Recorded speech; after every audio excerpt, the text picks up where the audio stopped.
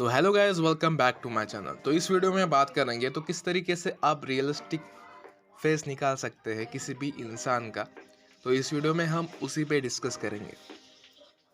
तो चलिए स्टार्ट करते हैं। और ये वीडियो थोड़ा लंबा हो सकता है, तो प्लीज़ स्किप मत करना। अगर आपने स्किप किया तो आप कोई टॉपिक स्किप कर देंगे और वो टॉपिक बहुत इंपॉर्टेंट होगा आपके लिए। तो ये मुझे कमीशन वर्क मिला था। आई थिंक आप लोग को पता होगा, मैं कमीशन वर्क लेता हूँ और 2000-3000 उसका चार्ज करता हूँ। ये थोड़ा लंबा कमीशन वर्क है, इसमें एक नहीं दो पोर्ट्रेट है। तो फर्स्ट मैं आपको बताऊंगा किस तरीके से रियलिस्टिक फेस निकाला जाता है। तो चलिए स्टार्ट करते हैं। तो सबसे पहले मैं आंखों से स्टार्ट कर रहा हूँ। शेडिंग के लिए मैं डोम्स ब्रांड की पेंसिल यूज़ कर रहा हूँ। आप कौन से भी ब्रांड की पेंसिल यूज़ कर सकते हैं, जैसे कि आर्ट लाइन, स्टेडलर और डोम्स। और पेंसिल को कटर से ही मैं शार्प करता हूँ। पेंसिल का नोक अच्छे से तैयार होता है और शेडिंग अच्छी आती है। और ये देखो भाइयों, हम हैं आर्टिस्ट लोग। तो आर्टिस्ट ऑब्जर्वेशन से ही सीखते हैं। आप ऑब्जर्वेशन करो कि किस तरीके से मैं शेडिंग कर रहा हूँ, किधर डार्क है किधर लाइट है। जहाँ पर वाइट पोर्शन है वहाँ पर मैं शेडिंग नहीं कर रहा हूँ, आप देख सकते हैं। और अब मैं हेयर्स स्टार्ट कर रहा हूँ। हेयर्स ड्रॉ करने के लिए 4B की पेंसिल यूज़ कर रहा हूँ, क्योंकि हेयर्स बहुत डार्क है और राइट साइड में उसके स्ट्रोक है। तो मैं राइट साइड में स्ट्रोक लगा रहा हूँ। हमें घिसना नहीं है, हमें स्ट्रोक लगाने हैं। बहुत से बिगिनर्स क्या होते हैं, बहुत घिसते हैं डायरेक्ट।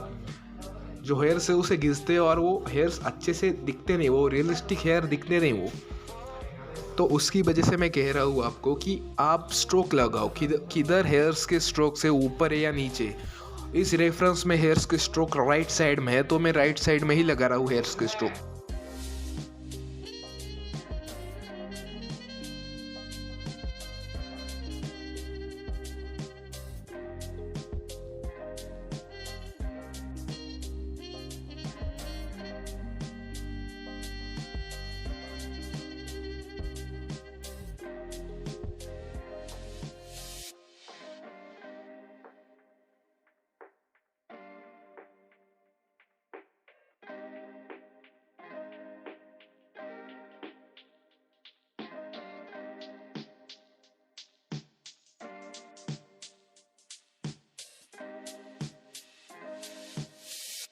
तो शेडिंग हमें लाइट टू डार्क करनी है। बहुत से बिगिनर्स यही गलती करते हैं, वो शेडिंग डायरेक्टली 8B पेंसिल से ही करते हैं। हमें ऐसा नहीं करना है, हमें लाइट टू डार्क जाना है। कौन सा भी रेफरेंस, कौन सी भी ड्राइंग होगी तो हमें लाइट टू डार्क ही जाना है।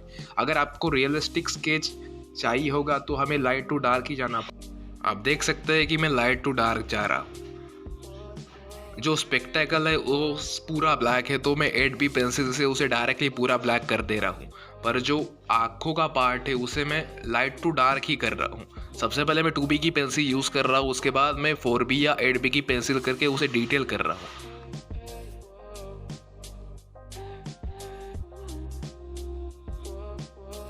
आँखों में डेप्थ ज़्यादा है। आँखों में डेप्थ कितनी है, आँखों में डिटेलिंग कितनी है, वो भी मैटर करता है। और मैंने आपको पहले ही बता ही दिया है कि लाइट टू डार्क जाना है कौन सी भी ड्राइंग होगी। तो आपने ऑब्जर्व किया होगा कि मैंने अभी तक ब्लेंडिंग नहीं की है। वही मैं आपको बताने की कोशिश कर रहा हूँ कि ब्लेंडिंग ज़्यादा इंपॉर्टेंट नहीं है, शेडिंग इंपॉर्टेंट है as compare to blending. Blending वो अलग पार्ट है, शेडिंग सबसे इंपॉर्टेंट है। शेडिंग पे फोकस करो, उसके बाद ब्लेंडिंग पे फोकस करो। बहुत से बिगिनर यही तो मिस्टेक करते हैं, वो ब्लेंडिंग पे फोकस ज़्यादा करते हैं और शेडिंग पे बहुत कम फोकस करते हैं। तो इसीलिए उनका जो ड्राइंग है वो ज़्यादा रियलिस्टिक नहीं दिखता है जैसे कि दिखना चाहिए। बिगिनर्स ऐसा नहीं होता कि उनको कुछ आता ही नहीं ड्राइंग के बारे में, वो भी बहुत अच्छे से ड्रॉ कर सकते हैं। पर कोई मिस्टेक होती है, ऐसे 2-3 मिस्टेक होती है जिनकी वजह से वो अच्छे से ड्रॉ कर नहीं पाते। तो वही मिस्टेक मैं इस वीडियो में बता रहा हूँ आपको। सबसे पहले तो ब्लेंडिंग पे फोकस मत करो, शेडिंग पे फोकस करो। तो इस ड्राइंग में मैं लाइट टू डार्क जा रहा हूँ, आप देख सकते हैं। मैं ब्लेंडिंग को हाथ भी नहीं लगा रहा हूँ इस ड्राइंग में, बस मैं शेडिंग पे फोकस कर रहा हूँ। और एकदम लास्ट में मैं ब्लेंडिंग करूँगा इस ड्राइंग में। मुस्टैचे हो गए, हेयर्स हो गए, उसमें मैंने सिर्फ लाइट टचअप दिया है, शेडिंग किया है। बस शेडिंग पे फोकस किया है। जब मैं उसे ब्लेंड कर दूंगा ना, वो इतना ज़्यादा रियलिस्टिक लगेगा, आप सोच भी नहीं सकते। और मैंने अभी रिसेंटली आपको बताया कि मैं पेंसिल कटर से शार्प करता हूँ। तो कटर से शार्प करने के बाद आप देख सकते हैं कि शेडिंग कितनी स्मूथ आ रही है। शेडिंग मैंने अभी तक ब्लेंडिंग नहीं की है, ये सिर्फ शेडिंग है मेरी। तो शेडिंग अच्छी आने के लिए आप कटर से ही शार्प करो, ये मैं आपको सजेस्ट करता हूँ। और ब्लेंडिंग के लिए आप ब्रश का ही ज़्यादातर यूज़ करो। अगर आप ब्लेंडिंग स्टम का यूज़ कर सकते हैं अगर आपको स्मूथ टेक्सचर चाहिए होगा तो, पर आपको रफ टेक्सचर चाहिए तो आप ब्रश का ही यूज़ करो। और ऑब्जर्व करो भाइयों कि कहाँ कहाँ डार्क है, कहाँ लाइट है। ऑब्जर्वेशन से ही इंसान सीखता है। हम लोग आर्टिस्ट है, ऑब्जर्वेशन करो कि कहाँ डार्क है, कहाँ लाइट है, किधर मैं डार्क कर रहा हूँ, किधर मैं लाइट छोड़ दे रहा हूँ, किधर मैं शेडिंग नहीं कर रहा हूँ। वो बहुत ज़्यादा इंपॉर्टेंट होता है। और मैं आपको बता दूँ, मैंने किधर भी क्लास नहीं की है, मैं घर पे ही सीखा हूँ, प्रैक्टिस कर करके, दूसरे आर्टिस्ट को फॉलो करके, दूसरे आर्टिस्ट को ऑब्ज़र्व करके।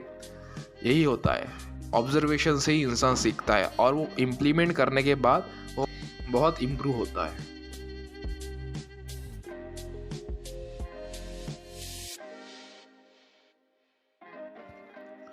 तो आप देख सकते हैं इस रेफरेंस में बहुत डिटेल है फेस में। तो डिटेल वगैरह करने के लिए क्या चाहिए? पेशेंस चाहिए। पेशेंस होगा तो ही अच्छा रिजल्ट आएगा, नहीं तो नहीं आएगा भाई। अगर एक ड्राइंग को आप एक ही घंटा दे रहे हो उसका रिजल्ट, और एक ही ड्राइंग को आप एक दिन दे रहे हो उसका रिजल्ट, दोनों को कंपेयर करना, किसका रिजल्ट अच्छा आएगा वो मुझे बता। अगर आपके पास पेशेंस है तो ही आप अच्छी तरीके से डिटेल ऑप्ट कर सकते हो, नहीं तो तुम्हारा रियलिस्टिक नहीं आएगा वो जैसे ड्राइंग तुम्हें चाहिए।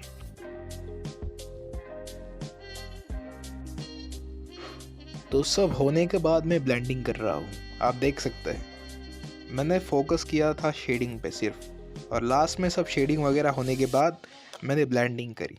तो यही टिप्स जो मैं दिए हैं वो फॉलो करो, 100% आपका आर्ट में इम्प्रूव होगा। और मुझे इंस्टाग्राम पे फॉलो करो और मुझे भेजो इंस्टाग्राम पे आपके आर्ट वर्क। इंस्टाग्राम का लिंक मैंने डिस्क्रिप्शन में दिया हुआ है, सो प्लीज़ जाओ और डीएम करो। मुझे भी बताना कमेंट में कि मैं कौन सी वीडियो बनाऊँ आपके लिए जो हेल्पफुल होंगे। So guys, thank you so much for watching this video. I hope you like this video. If you like it, then hit the like button and do subscribe to my channel. Thank you so much for watching. Thank you so much.